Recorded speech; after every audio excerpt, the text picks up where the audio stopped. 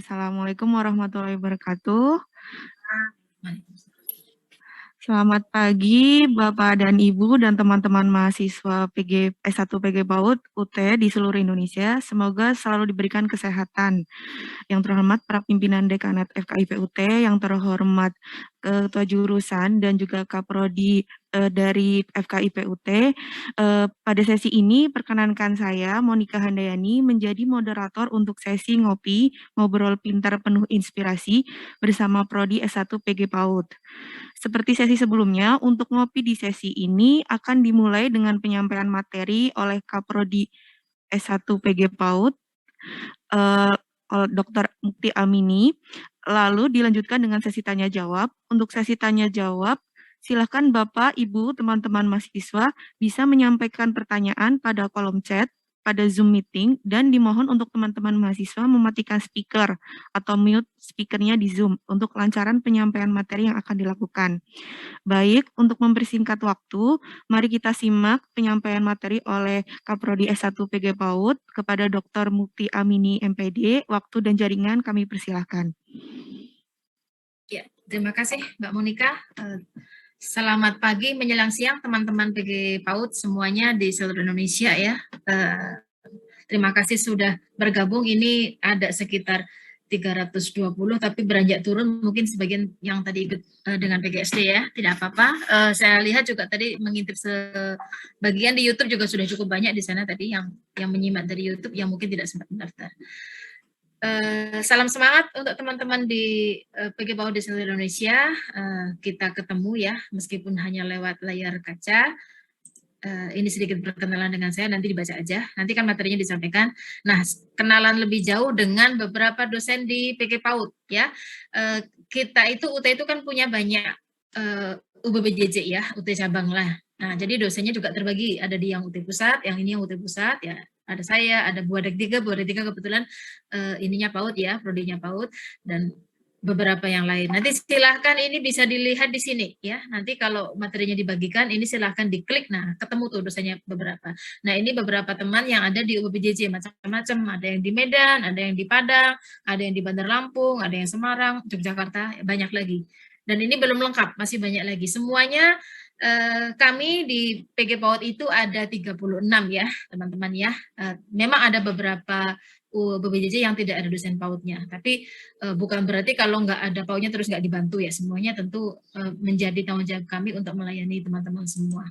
Nah, ini saya berikan sedikit semacam apa namanya ya, beberapa bukti prestasi teman-teman kita yang ada di PG PAUD ya. Ada Pak Edi Dharma, ini dia sudah sering banget jadi juara kartun internasional. Nah, kok ikut PAUD kenapa? Karena dia sering ngajar jadi guru lukis di TK-TK. Kemudian dia tertarik untuk jadi mahasiswa PAUD. Ini ada juga ya yang biasa ikut pencaksilat. Jadi guru PAUD nggak harus yang apa namanya yang benar-benar bidang lombanya yang benar-benar sesuai dengan kepautan, tapi juga olahraga buat bisa.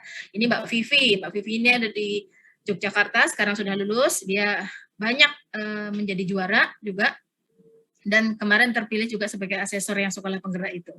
Dan banyak lagi. Jadi saya senang sekali, dan mungkin banyak juga yang saya nggak sempat mencatat ya. Jadi kalau yang hadir di sini mungkin ada yang punya prestasi apa, apalagi sudah tingkat nasional atau tingkat provinsi, silahkan lapor ya. Kami di Prodi akan dengan senang hati mencatat semua prestasi Bapak Ibu, nanti kita bisa bikinkan video testimoni. Yang sudah saya bikinkan ada beberapa, termasuk Mbak Vivi ini sudah ada. Nah, Pak Edi ini sebentar lagi tayang.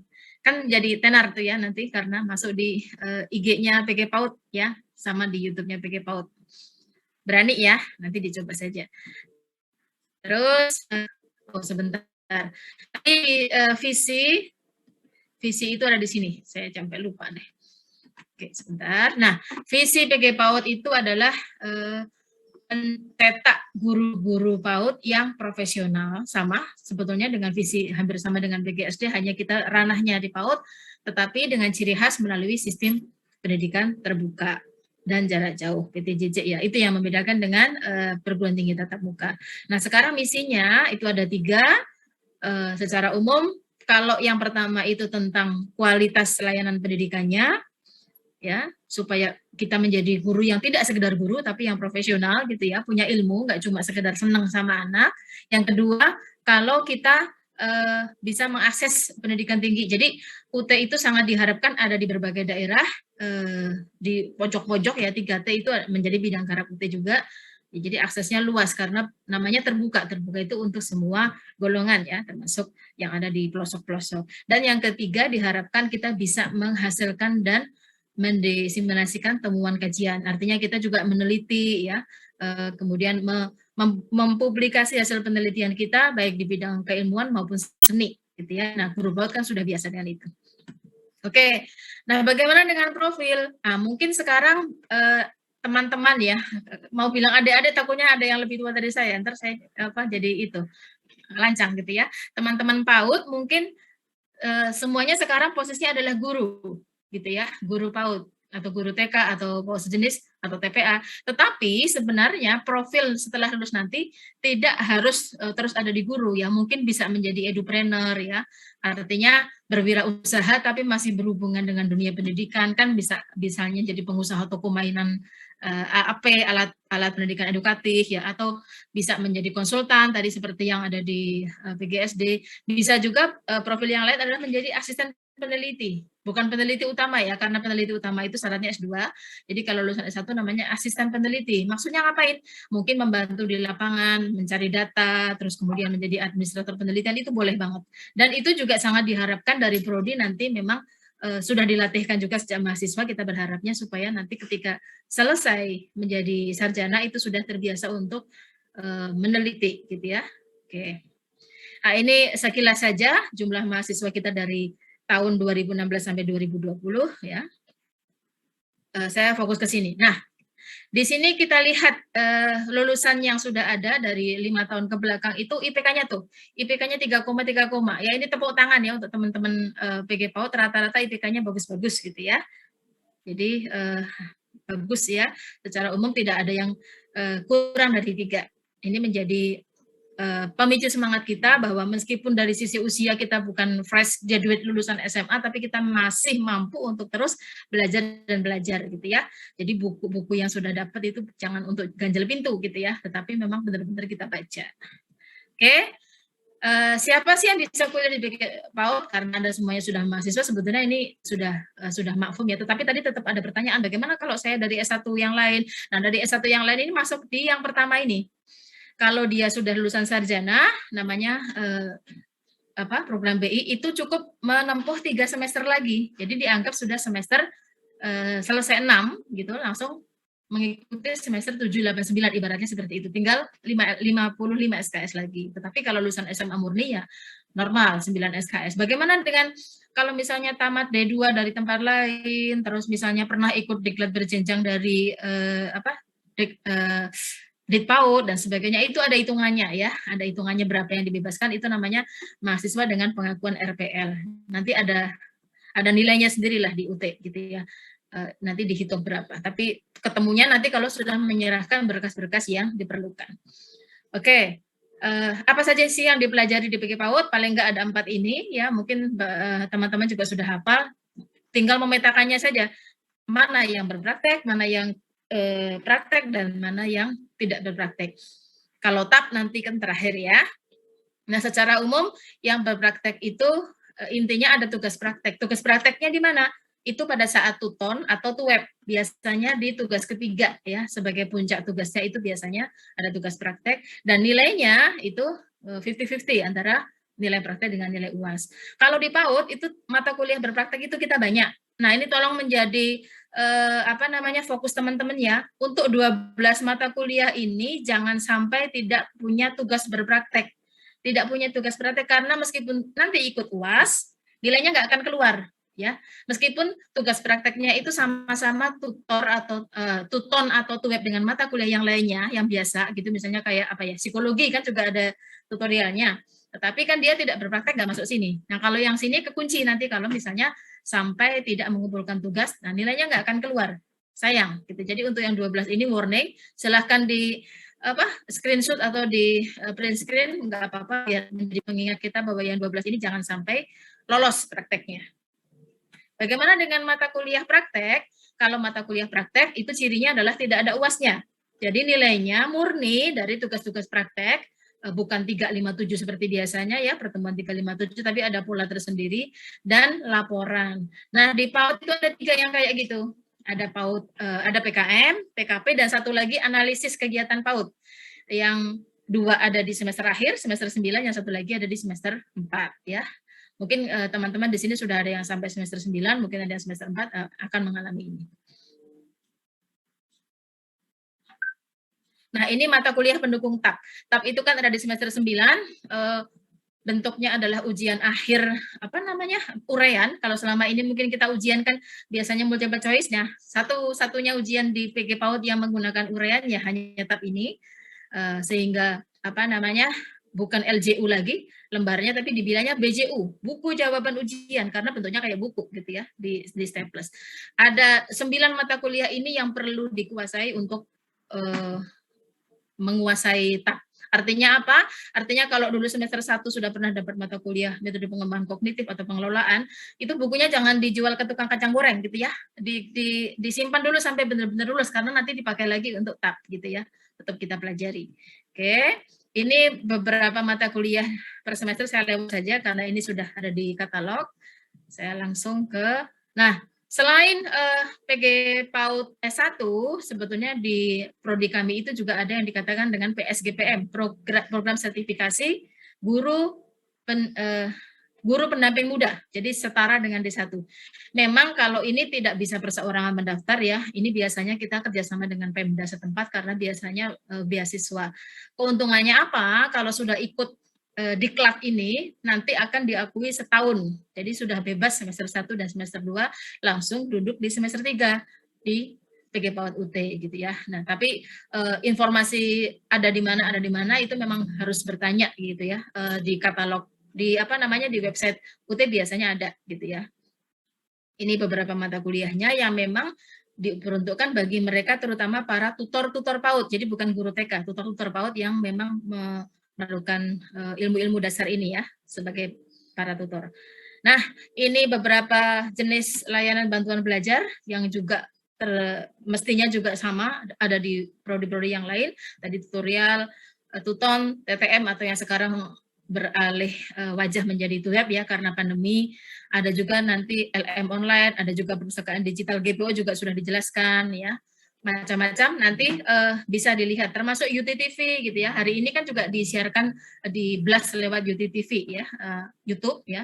Ada juga UT Radio, podcast yang bermanfaat. Artinya kalau lagi iseng sambil dari HP, link ke podcast itu cuma dengar suara aja juga bisa gitu ya, macam-macam. Juga MOOCs itu semacam tuton tapi sebetulnya dia sistemnya tidak langsung masuk ke nilai, jadi abdi mas. Nah, ini contohnya di YouTube UTTV ya, nanti silahkan dilihat. PG PAUD juga punya PG PAUD YouTube sendiri, nanti juga boleh dilihat. Nah, ini pelaksanaan web, mungkin teman-teman juga sama ya, seperti ini. Yang ini tatap muka, yang 3, yang satu lagi web ya, sama dengan berbagai macam prakteknya. Kan ini termasuk tugas-tugas praktek ya, jadi kelihatan kalau memang harus benar-benar praktek. Nah, ini tutorial online, teman-teman juga tentunya sudah ikut, saya nggak akan jelaskan lebih panjang. Nah, ini MOOCs ya, mungkin teman-teman yang belum akrab dengan MOOCs, tapi boleh juga kok mendaftar, kita juga senang, bukan berarti tidak boleh, silahkan. Web suplemen juga ada, ya alamatnya sudah ada di situ, silahkan dibuka. Ada juga, ini podcast ya, UT Radio itu suara aja yang keluar, nanti silahkan di setel, cari aja, search tulisan PAUD, nanti akan keluar tuh segambreng gitu ya. Ada, kalau saya catat itu sekitar 65 podcast tentang PAUD ya. Nah, ada juga LMUT, nanti juga boleh dilihat untuk latihan sebelum UAS, ya, supaya tahu bagaimana cara mengerjakan soal-soal di UAS. Oh, kira-kira seperti ini gambarannya. Meskipun nanti latihan mandiri UT ini juga nanti akan diintegrasikan ke dalam tuton, ya kan di tuton yang versi baru sekarang ada tes sumatif. Nah, itu diharapkan juga nanti menjadi latihan bagi teman-teman untuk tahu bagaimana gambarannya kalau UAS. Nah, selain itu, PG PAUD juga sudah punya jurnal, ya. Sampai sekarang jurnalnya masih bahasa Inggris ya, tapi bahasa Inggris bagi teman-teman kan sekarang nggak jadi kendala, karena kan sudah ada Google Translate. Jadi kalau teman-teman punya makalah yang bagus, atau nanti pas terakhir ya, ada PKP, akan bikin artikel tuh, ada analisis juga bikin artikel. Nah, jangan tanggung-tanggung, sekalian nanti dirapikan bersama pembimbingnya, bisa masuk ke jurnal ini ya. Tentunya nanti akan ada beberapa kali revisi, tapi itu menjadi pengalaman kita tentunya. GPO tadi sudah dijelaskan oleh Bu Lilis ya, Buadek 3. Nah, ada juga GitLab. GitLab itu semacam kursus-kursus singkat yang juga bisa Anda ikuti. Menarik ya, di sana ada bagaimana cara menggunakan Microsoft secara optimal, karena Anda sebagai mahasiswa UT kan dikasih akses gratis ya untuk Microsoft itu. Sayang kalau tidak dimaksimalkan. Nah, ini selain berbagai layanan tadi juga tentunya dari Prodi juga sangat berharap mahasiswa itu bisa ikut aktif terlibat baik dalam pendidikan, penelitian maupun pengabdian masyarakat ya. Nanti caranya bagaimana? Caranya tentu bergabung dengan dosen-dosen PG PAUD di mana berada gitu ya. Tetapi dengan era digital ini sekarang sebetulnya jarak juga tidak lagi menjadi kendala. Kita bisa saja kan koordinasi lewat online. Nah, nanti kita aturlah bagaimana supaya teman-teman juga bisa terlibat dalam salah satu di antara 3 kegiatan ini. Nah, tadi ini sudah dijelaskan sekilas oleh Bu Lilis, oleh Bu Adek sama Pak Hanafi tentang TMK ya. Bagi mereka yang terlanjur tidak bisa ikut UTON, nah itu berarti jatahnya TMK. Nah, untuk UAS sementara ini karena masih masa pandemi tetap kita masih menggunakan pola THE ya, take home exam. Oke. Nah, untuk pembimbingan mahasiswa kita saat ini ya masih menggunakan daring tentu saja karena pandemi ini ya. Tetapi nanti kalau pandemi sudah lewat mungkin kita lebih ke blended, kadang ada tatap mukanya, kadang ada daring ya. Termasuk bimbingan di sini yang kita harapkan juga bimbingan tadi, misalnya teman-teman pengen ikut LIP KMN, nah itu nanti akan kami bimbing gitu ya. Jadi tidak dilepas begitu aja, biarin pokoknya daftar-daftar sendiri gitu ya, belajar-belajar sendiri, nanti dibimbing. Kalau sudah ada datanya biasanya kita bimbing. Termasuk ada program GPIP ya, guru penggerak inovasi pembelajaran, itu juga ada bimbingannya. Nah, ini sosmednya PG PAUD, silahkan di screenshot ya, nanti kalau bisa di follow yang Instagram ya, kalau yang YouTube juga sering-sering dilihat, sudah dipilih benar-benar memang materi yang hubungan dengan teman-teman di PAUD gitu ya untuk YouTube-nya. Kita juga punya Facebook, tapi Facebook-nya ada 2 sebetulnya, ada yang page ya, kalau page PG PAUD Universitas Terbuka gitu ya, kalau yang grup yang itu. Ada juga tele yang aktif sekali selama ini tele. Ya, terima kasih. Mungkin itu yang bisa saya sampaikan. Saya kembalikan waktunya kepada Mbak Monika. Baik, terima kasih kepada Ibu Mukti atau sekalaku Ketua Jurusan Program Studi S1 PG PAUD. Untuk selanjutnya kita memasuki sesi berikutnya yaitu sesi tanya jawab. Di kolom chat sudah ada beberapa pertanyaan. Untuk pertanyaan yang pertama ini, Assalamualaikum, dari Salika Mariana. Assalamualaikum, izin bertanya, saya Salika Mariana, mahasiswa PG PAUD semester 7. Kenapa kalau di UT untuk program S1 menempuh 9 semester, beda dengan universitas yang lain yang hanya 8 semester? Silahkan Bu Mukti untuk menjawab. Iya. Program UT itu yang 9 semester sebetulnya hanya PG PAUD dan PGSD. Kalau yang lain ada yang 8 semester. Kenapa? Karena memang ciri khasnya di FKIP itu kan yang diterima bukan fresh graduate, bukan lulusan SMA yang memang tugasnya hanya kuliah aja. Ya, teman-teman semua itu kan sudah punya pekerjaan utama yaitu mengajar. Nah, supaya tidak terganggu dengan kerjaan utamanya itu, maka dibuat lebih ringan. 1 semester itu tidak lebih dari 17 SKS. Nah, supaya tidak lebih dari 17 SKS, maka konsekuensinya mundur sedikit waktunya. Karena berdasarkan pengalaman serta beberapa riset gitu ya, penelitian awal dulu, ketika dibuat 1 semester itu 20 atau 24 SKS, kalau aturan biasa kan 24 SKS, ternyata banyak yang gagal, nggak lulus gitu. Kenapa? Mungkin teman-teman jadi repot gitu kan, mata kuliahnya banyak, tugas utamanya juga mungkin memerlukan waktu, akhirnya dikunci di maksimal 17 SKS kira-kira gitu. Ya, jadi mundur sedikit waktunya 1 tahun, 1 semester. Oke. Baik, itu jawaban dari Ibu Mukti. Semoga bisa membantu menjawab pertanyaan tadi ya. Untuk pertanyaan kedua, Assalamualaikum, mohon bertanya, apakah sudah ada program S2 PG PAUD dan apakah boleh ambil jurusan lain sedangkan program yang saat ini dijalankan belum selesai? Itu. S2 PG PAUD itu on the way. Kita sedang berupaya mencukupi syarat-syarat untuk izin operasionalnya ya. Karena kita PTN tentunya kita harus ikut aturan banget gitu ya. Tidak boleh berdiri dulu, jalan dulu, nanti tiba-tiba mendapatkan lampu kuning dari ban PT ya. Jadi kita harus yakin dulu sudah dapat izin operasional baru nanti kita jalan. Yang kedua, jurusan lain pindah. Saya rasa sih bisa saja ya, ini mungkin polanya AKPMM atau mungkin saya dibantu Bu Lilis untuk yang pindah jurusan. Ada nggak Bu Lilisnya? Bu Lilis sedang ke Wisma. Oke, nggak apa-apa.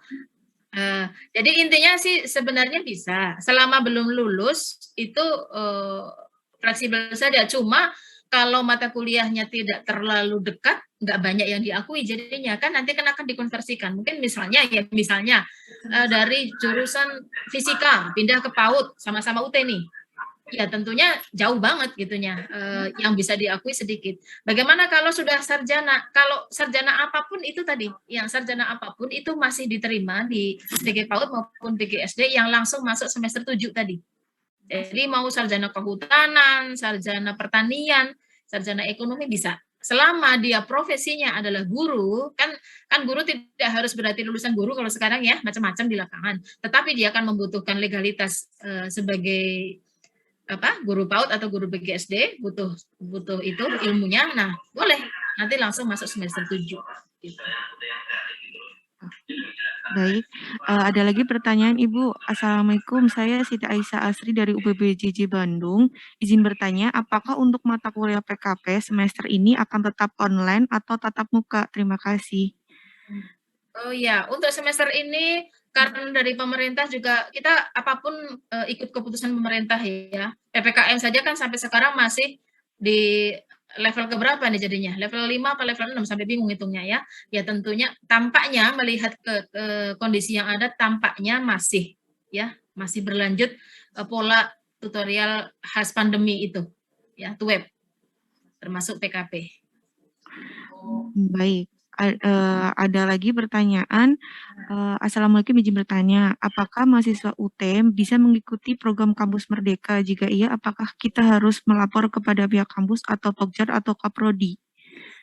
Iya, betul. Tadi sebetulnya sudah dijelaskan juga oleh Ibu Dekan ya tentang MBKM ini, Kampus Merdeka, sebagai salah satu perguruan tinggi karena kita juga ikut aturan pemerintah, kita juga harus menyediakan itu. Memang untuk sementara karena memang kita juga kan harus berhati-hati ya supaya tidak salah langkah.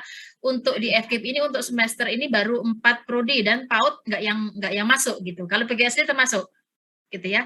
Nah, untuk semester depan baru PAUD juga akan menerapkan MBKM ini. Memang tidak boleh ujuk-ujuk ya, jadi harus lapor dulu supaya apa? Supaya memang MBKM-nya itu bisa menjadi pengganti mata kuliah.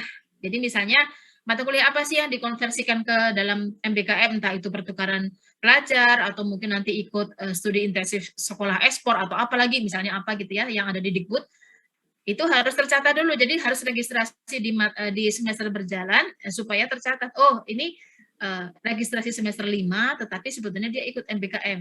Nah, jadi nanti ketika dia lulus di MBKM itu, mata kuliah di semester 5 itu juga ikut lulus. Tapi kalau nggak pernah bilang ke waktu registrasi, jadi ini nanyanya ke siapa? Tentu kalau teman-teman ke UPBJJ dulu ya, ke UPBJJ registrasi, nanti kalau sudah dibuka untuk PAUD, berarti mendaftar yang mana itu harus lapor. Kalau nggak lapor, terus sia-sia enggak? Ya sebetulnya enggak, cuma tidak bisa menjadikan pengganti konversi mata kuliah. Nanti masuknya sebagai SKPI, surat keterangan pendamping ijazah. Jadi, oh si Mbak A itu sudah pernah ikut sekolah ekspor, berapa jam, materinya apa aja diberikan. Kayak semacam sertifikat yang ada jam-jam pelatihannya gitu di ijazahnya, jadi menyertai ijazah. Tapi tidak ada di transkrip nilai, gitu ya. Oke, terima kasih Ibu. Ada lagi yang bertanya, Assalamualaikum, mau bertanya apakah masih ada program gratis kuliah untuk masa pandemi kayak tahun lalu khususnya untuk jurusan PG PAUD?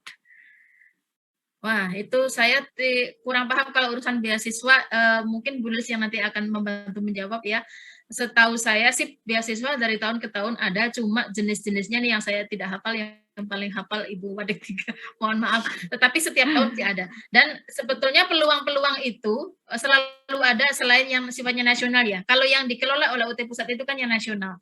Sebetulnya peluang-peluang beasiswa apalagi terkait dengan pandemik seperti itu biasanya juga terbuka di Pemda masing-masing. Nah, ini pinter-pinternya untuk mendekati kepala kantornya gitu ya. Karena seperti kayak PSGPM itu kita bukan dari pusat, tetapi kayak di Pemda mana? Kayak Pariaman itu dia bikin 2 kelas khusus dibiayai oleh Pemda. Nah, seperti itu. Jadi tergantung Pemda. Kadang-kadang ada Pemda kabupaten maupun Pemda provinsi itu memang niat mau mengentaskan supaya guru-guru itu jangan sampai terhambat kuliahnya. Oke, mereka memberikan beasiswa. Peluang-peluang seperti ini yang silahkan dicari gitu ya, biasanya akan ada. Oke, baik Ibu. Ada lagi yang bertanya, kalau sudah ikut TUWEB, apakah boleh tidak ikut TUTON? Oh iya, salah satu justru ya, jangan double, pusing kalau double. Dan memang secara sistem kita pasti menggugurkan salah satu. Jadi nggak usah double, rugi ya. Jadi kalau sudah ikut TUWEB ya fokus di TUWEB saja. Kalau sudah ikut TUTON nggak usah ikut TUWEB. Karena sistem ngangkat salah satu aja gitu. Memang ini beberapa kali kejadian. Saya sebagai pembimbing TUTON tuh sering menemukan. Saya seringnya TUTON PKM dan PKP gitu ya. Ada terdaftar di TUWEB, ada juga di TUTON. Akhirnya kita bilang, kamu pilih aja mau di mana.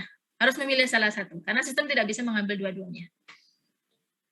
Baik Ibu.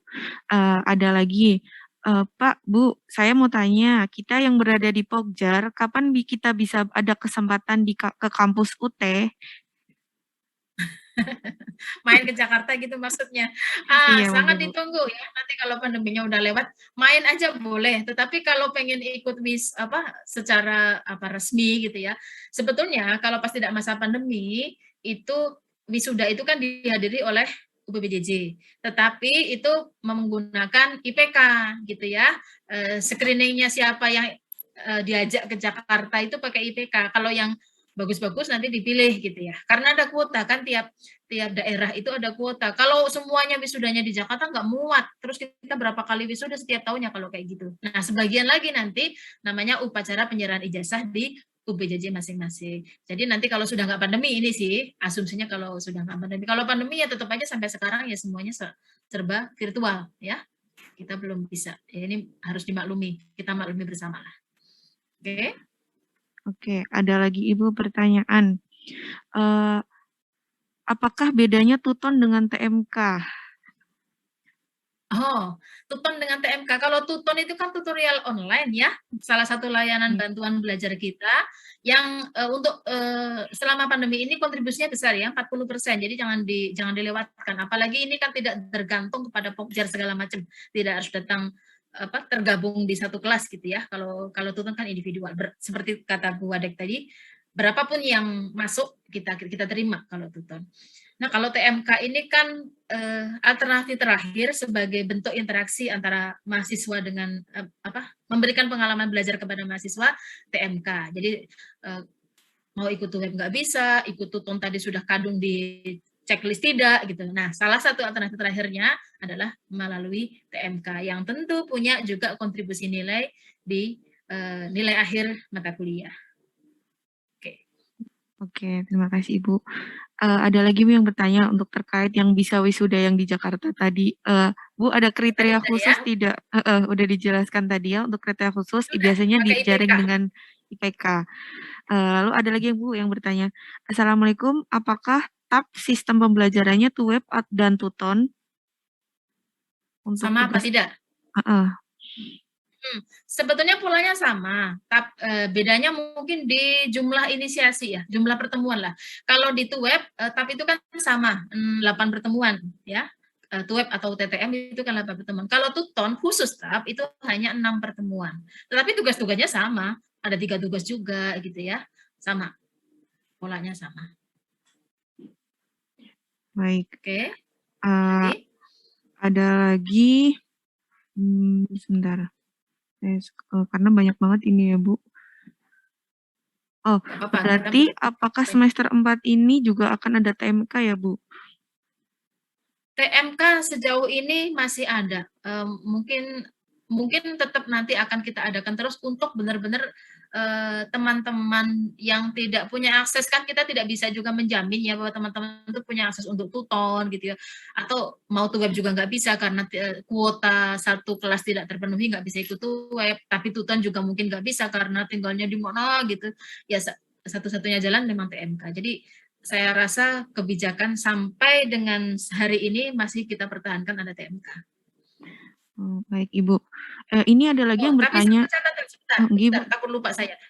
TMK khusus untuk di PAUD tidak berlaku untuk mata kuliah berpraktek ya. Jadi yang 12 tadi tidak ada TMK. Artinya apa? Artinya yang 12 tadi memang harus ikut web atau tuton. Kalau TMK saja nggak bisa. Karena kenapa? Karena memang harus dilihat performance-nya.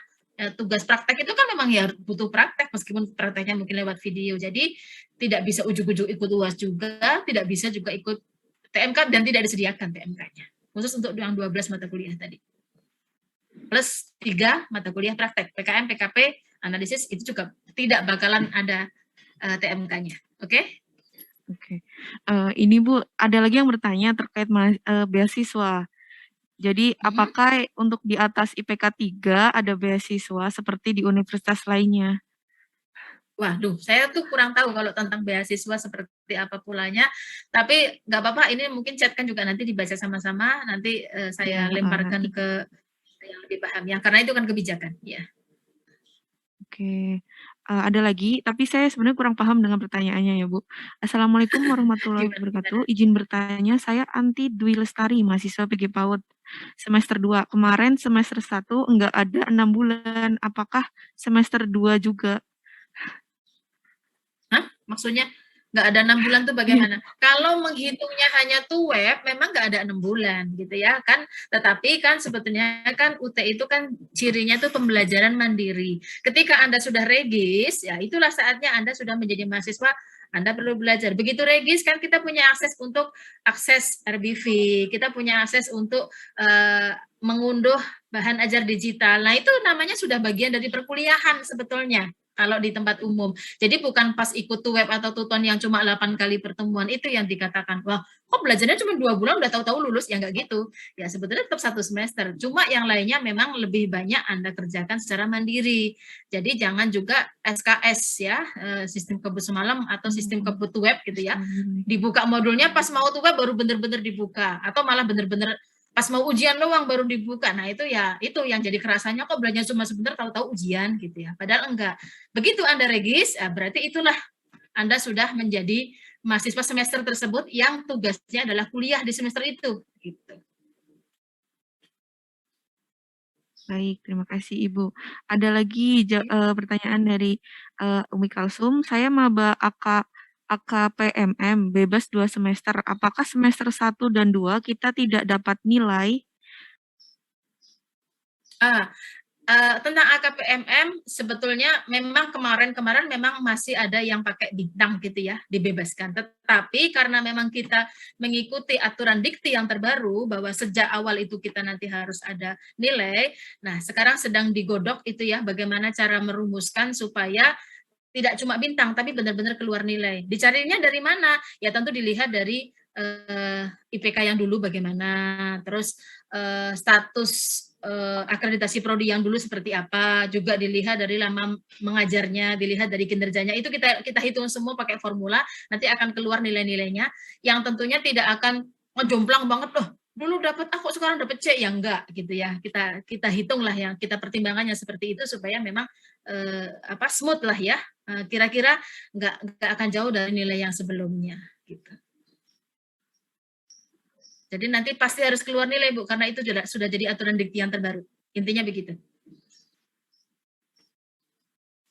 Ada lagi pertanyaan, mohon maaf pertanyaan saya untuk maba 2021 mendapat bahan ajar dan dimulainya pembelajaran baik tuton dan lainnya kapan Bu? Bahan ajar ini Bu sepertinya. Untuk tuton semester ini kapan ya? September, tapi saya lupa tanggalnya. Sepertinya. Pertengahan September ya. Biasanya untuk tuweb juga nggak akan jauh beda. Tetapi ingat ya, bukan berarti perkuliahannya mulai September. Perkuliahannya sudah dimulai kemarin-kemarin sejak Anda selesai registrasi gitu ya. Mulai dicicil itu baca-baca bukunya, boleh dicoret-coret, dirangkum-rangkum. Nanti pas tuton to web itu tinggal diskusi yang nyaman dengan tutornya gitu. Tinggal banyak nanya, banyak diskusi. Enggak, udah baca belum? Belum. Baru baca di situ. Nah, itu kan penyakitnya kita begitu ya kadang-kadang kalau belum disuruh baca nggak dibaca-baca gitu. Pertengahan September, Mbak. Oke, oke. Ada pertanyaan lagi dari Nilna. Assalamualaikum. Mohon maaf. Oh, untuk monggo. di Oktober. Oh, Oktober, Bu. Oktober, oke. Oktober, ya. Karena ada perpanjangan tanggal sekitar 18. 18 Oktober. Sekalian Bu yang tadi yang tentang beasiswa. Yang beasiswa Ibu. Oh, beasiswa apa pertanyaannya? Maaf tadi saya lagi acara lain. Untuk beasiswa ada pertanyaan, apakah yang di atas IPK 3 bisa mendapat beasiswa? Lalu ada beberapa sih Bu, yang terkait beasiswa itu cara mendapatkannya bagaimana? Ya, teman-teman begini, dalam masa pandemi ini, UT itu mengalihkan biaya, ini karena dari pemerintah juga, biaya atau pemberian beasiswa yang tadinya PPA ke korban COVID, gitu ya. Sehingga untuk korban COVID ini karena memang sangat terdampak, mereka menggantikan yang PPA, yang prestasi itu, prestasi akademik. Kalau yang prestasi akademik memang dihitung dari IPK. IPK-nya minimal waktu itu 3, tetapi kan disesuaikan dengan kuota. Kalau yang mendaftar 1.000 tapi kuotanya 300, otomatis akan diurut 300 dari yang paling atas. Sehingga otomatis yang diambil adalah yang besar-besar. Nah, untuk yang semester ini akan ada lagi, tetapi sekali lagi yang COVID. Itu pun harus menyertakan surat keterangan tidak mampu, kemudian akan dilihat bagaimana kondisinya. Jadi memang betul-betul pemerintah saat ini ingin membantu yang COVID dulu, ya. Sedangkan untuk yang non-pendas, yang pendas, yang PGSD, PG PAUD, banyak juga mendapatkan bantuan studi atau beasiswa dari pemerintah daerahnya. Nah, itu sudah dikelola oleh, ya itu sudah ya. Tetapi kalau yang pusat sekarang ini lebih kepada korban COVID. Ya, itu saja Bu Monika. Nanti akan dimuat di web FKIP atau bagaimana Bu tentang persyaratan untuk korban? Nah, akan ada pengumuman di minggu depan. Ya, minggu depan baik. Siapa tahu ikut yang pokoknya, pokoknya pantengin, kata orang anak sekarang kan, pantengin yang disebut websitenya. Pantengin websitenya FKIP, kemudian FB-nya PG PAUD, kemudian Instagramnya, itu kan ada semua ya. Mohon nanti akan kami share di sana. Oke, ya. Oke, baik. Terima kasih Bu Lilis penjelasannya dan Bu Mukti. Ada satu lagi pertanyaan. Assalamualaikum, saya semester 9. Oh, sudah ini, mohon maaf. Rata-rata ini pertanyaannya sudah terjawab Bu Mukti dan Bu Lilis. Apakah masih ada yang mau ditambahkan? Silahkan, monggo. Mudah-mudahan teman-teman melihat tadi tayangan tentang LIP KMN ya, karena yang lalu itu dari PG PAUD itu minatnya sangat besar gitu ya. Nah, banyak yang jadi juara. Nah, Bu Mukti pasti menginginkan tahun ini sama lagi. Ya, harus ikut ya. Ya, pokoknya penutupannya 31 Agustus. Penutupan pendaftaran ya, kalau uploadnya nanti ada jadwal-jadwalnya, lihat sekali lagi di websitenya FKIP, di Instagram, di FB, dan sebagainya yang sudah kami posting. Ya. Jangan khawatir teman-teman ya, nanti begitu Anda sudah tercatat di data kami bahwa Anda mendaftar LIP KMN, pasti dapat bimbingan dari dosen. Pasti satu bantuan, jadi satu orang peserta akan kita tempelkan ke satu dosen supaya fokus gitu ya, nanti akan ada bimbingannya. Jadi benar-benar bimbing yang seperti apa sih yang bagus tampilannya, kita ada bimbingan intensif meskipun ya seperti lewat WhatsApp atau apa, tapi tidak dilepas begitu saja ya, akan dibimbing. Baik, Terima kasih atas sambutan atas informasi yang telah diberikan oleh Bu Lilis dan Bu Mukti. Jadi saya ingatkan kembali untuk teman-teman mahasiswa S1 PG PAUD, silakan bisa ikut join ke lomba LIP KMN untuk bisa menjadi mahasiswa berprestasi PG PAUD. Baiklah, kita sudah sampai di penghujung acara untuk sesi ngopi bersama Prodi S1 PG PAUD. Untuk beberapa pertanyaan yang tadi sebenarnya sama, bisa melihat rekaman ulang di YouTube, karena sebenarnya semua pertanyaan sudah terjawab ya. Jadi untuk setelah sesi ini akan ada sesi ngopi bersama dengan program Magister Pendidikan Dasar yang akan dipandu kembali oleh Ibu Rani Daroja.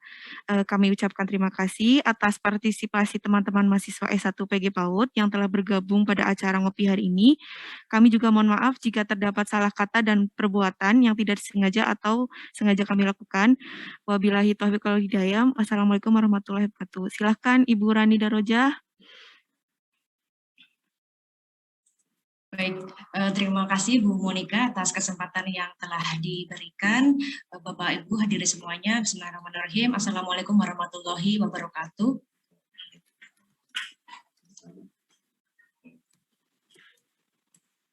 Selamat siang dan salam sejahtera untuk kita semuanya. Yang terhormat Dr. Ucu Rahayu MSc selaku Dekan FKIP Universitas Terbuka, yang terhormat segenap pimpinan di lingkungan FKIP Universitas Terbuka, para wakil dekan, para ketua jurusan dan para kaprodi, dan semua mahasiswa Universitas Terbuka di seluruh Indonesia yang saya cintai dan saya banggakan.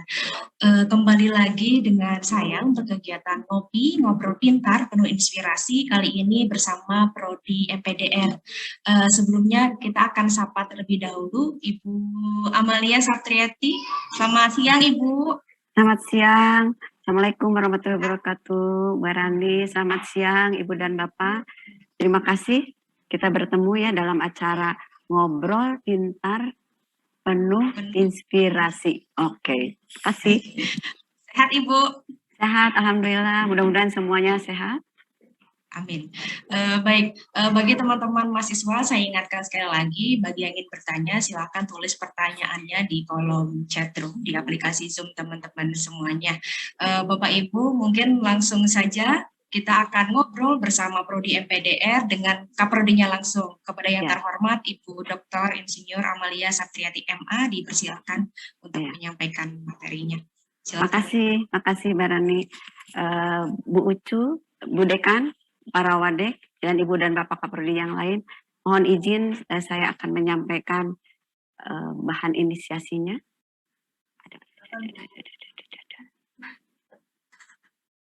Oke. Sudah kelihatan nggak nih? Apakah sudah